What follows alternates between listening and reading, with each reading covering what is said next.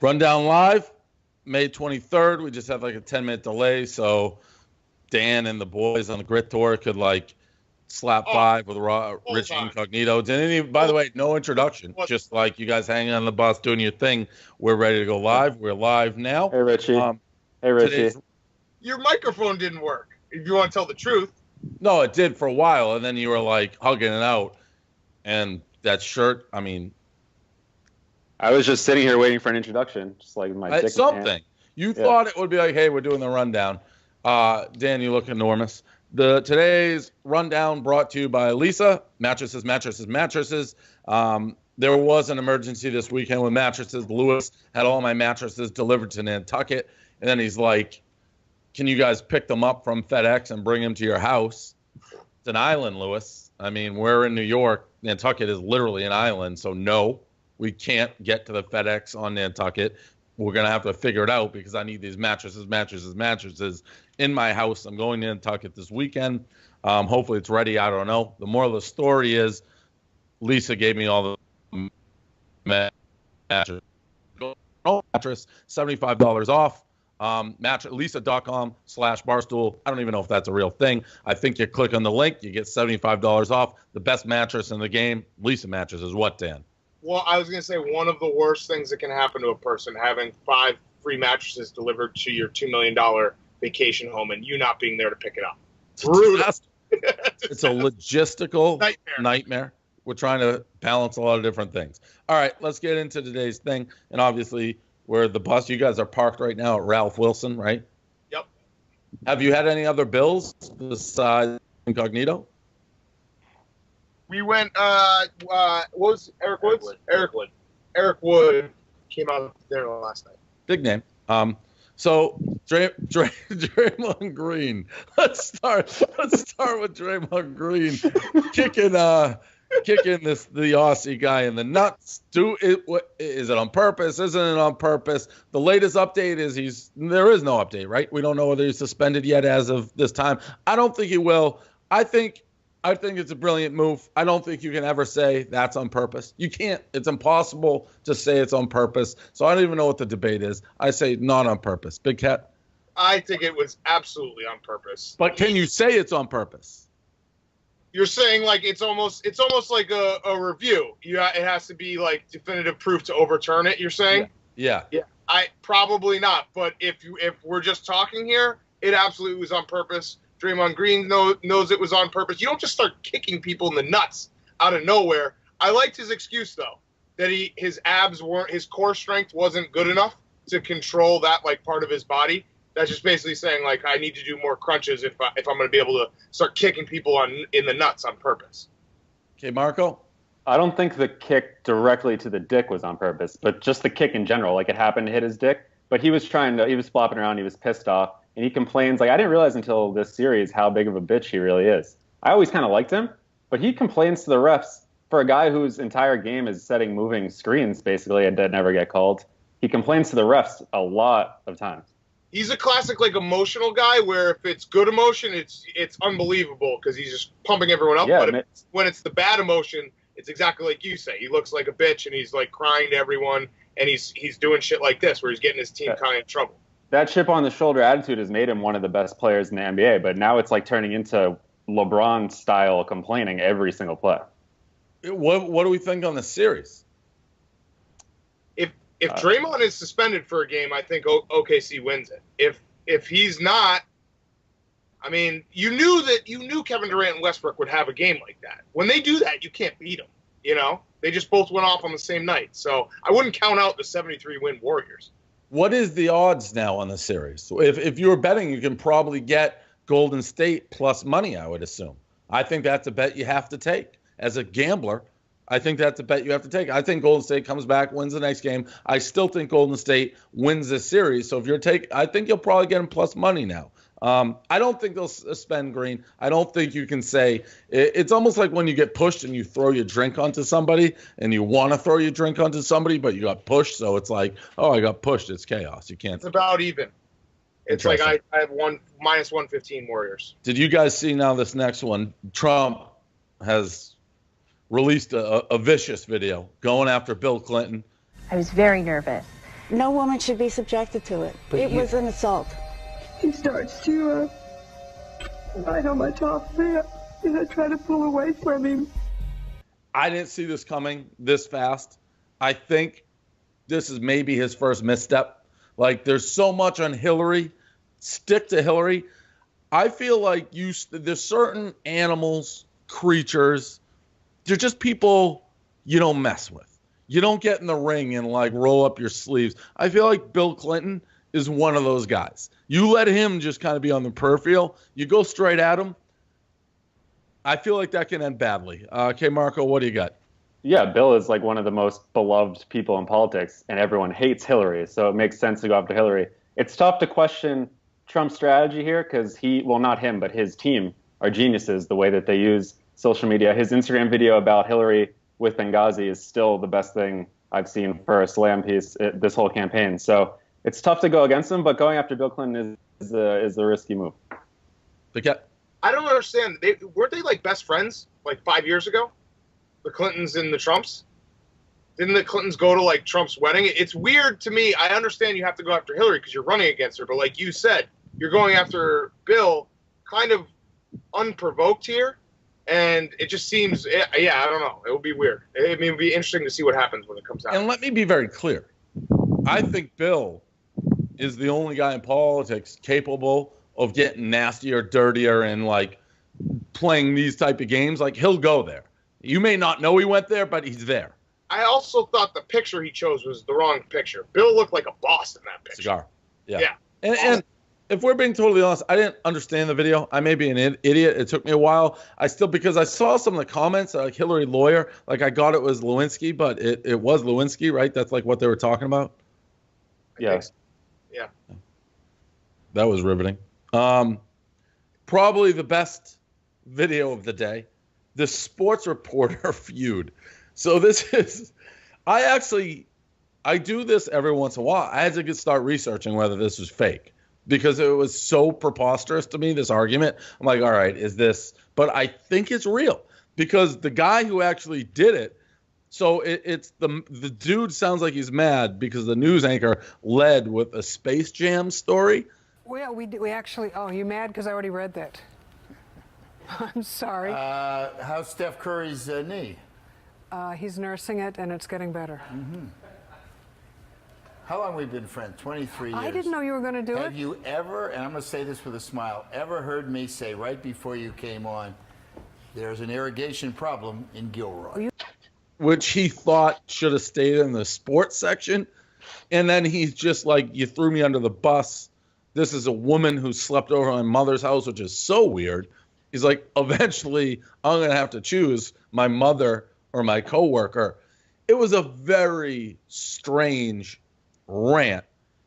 I went and looked to research it, and this guy's on Facebook being like, aha, you guys didn't get that. I was joking.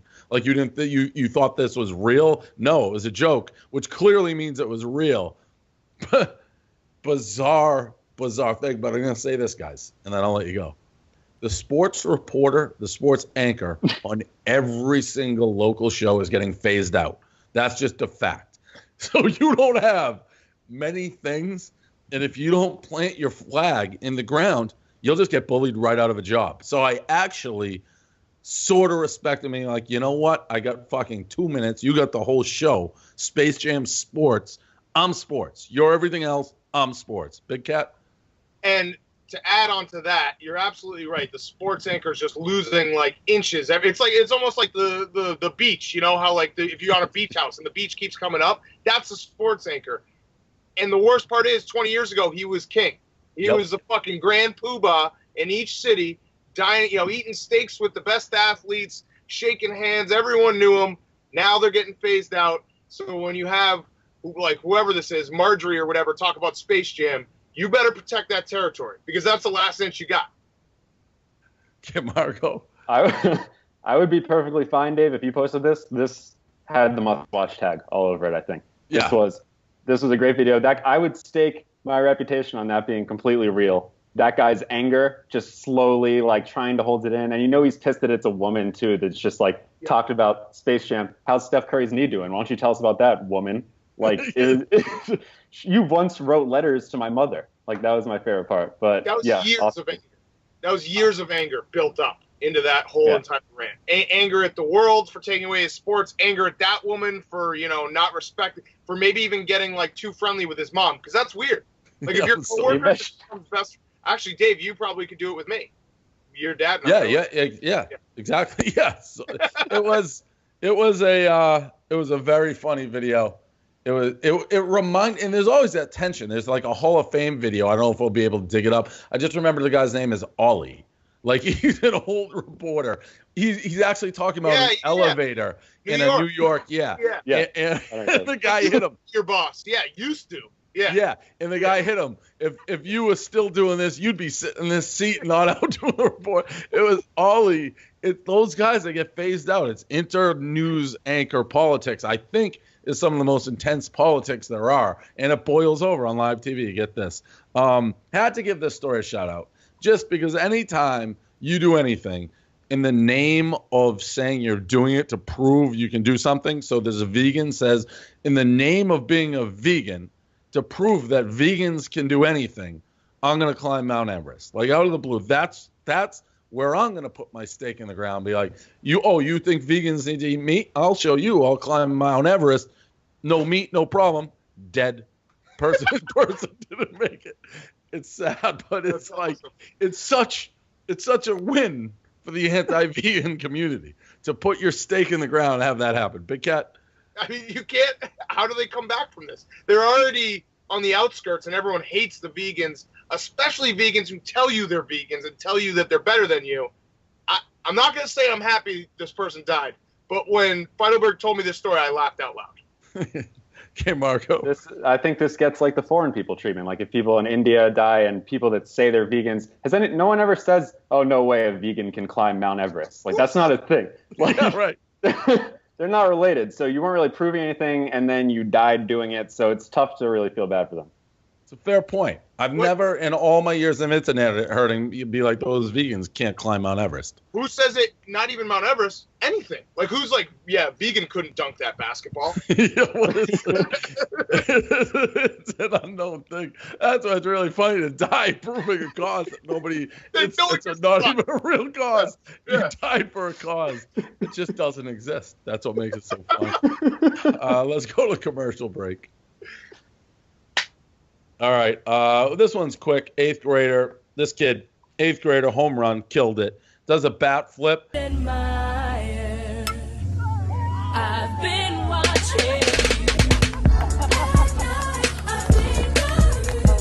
People are saying that's the Running Man. I haven't watched any of the Running Man. It didn't look like a Running Man. It just looked like a little dance. Anyways, I don't care how old this kid is.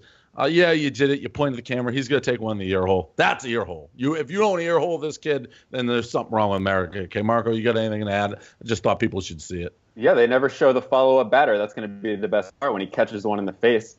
Getting the bat flip, the slow walk, and the Running Man all in one is just automatic. Probably hit the next 3 batters.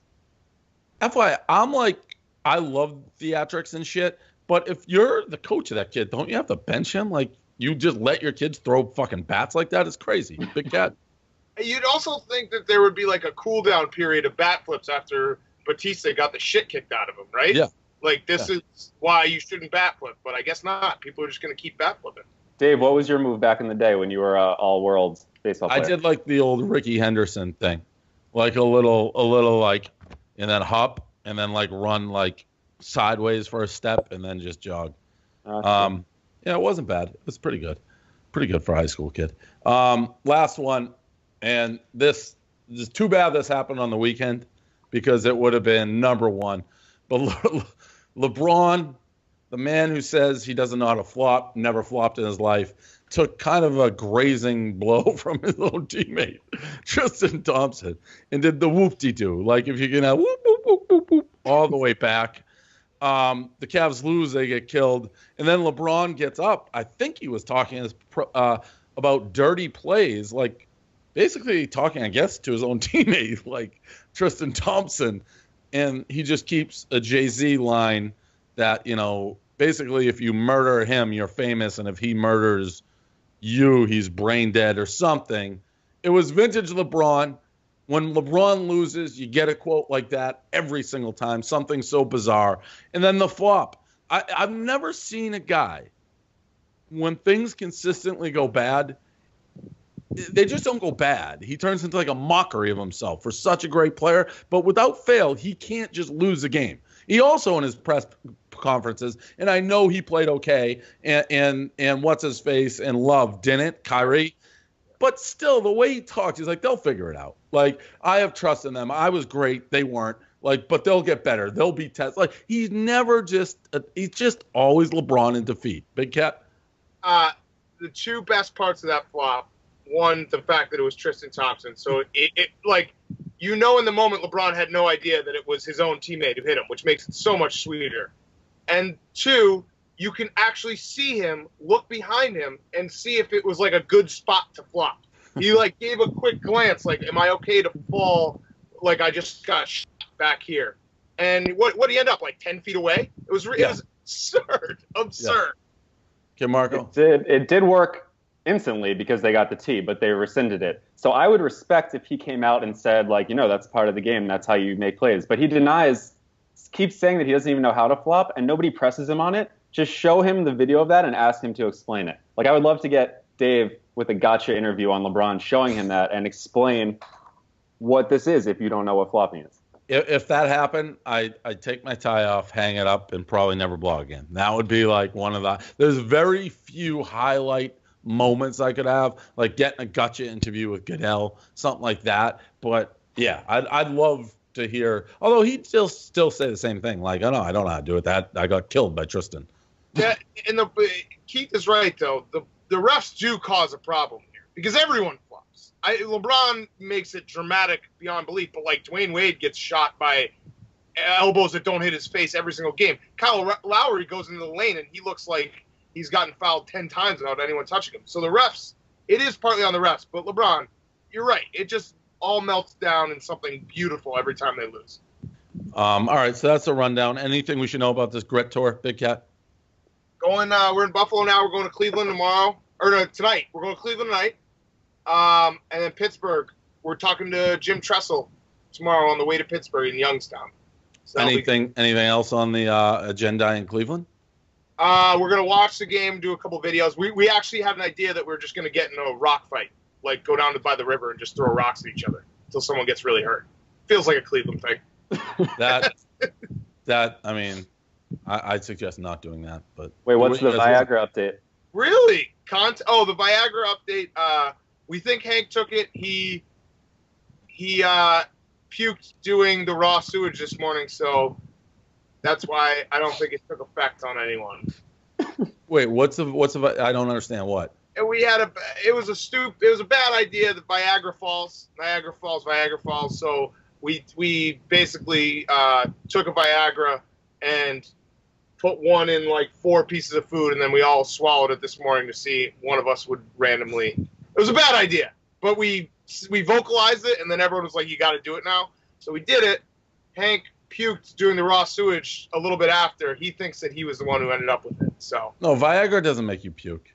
No, he puked because he was emptying the raw sewage out of the bus. So he puked up the Viagra. We think he had the Viagra. The Viagra came out. Yes. Still in pill form? No, but he says he feels something, but it's not full effect. So no boners on the bus. So that's actually a blessing, I would say. I feel like I'm getting J-Mac. Like fucking Hank puked out the Viagra. It's half working. Did you guys actually do this contest? You can say we absolutely did. It was an awful idea. I didn't want to do it, but we had to do it. For content. I do like how Hank's kind of a superstar, like his own character now. I do like how you're still making him empty the shit out of your RV. That's good. Yeah. Got to keep him grounded. Part of his job, yeah. Yeah. All right. Grounded. I like that thing. I like that contest, but I mean it's content, Dave. We just it's a classic gag. Just 4 dudes on a bus, one of them's got boners. Classic. I'll talk to you later.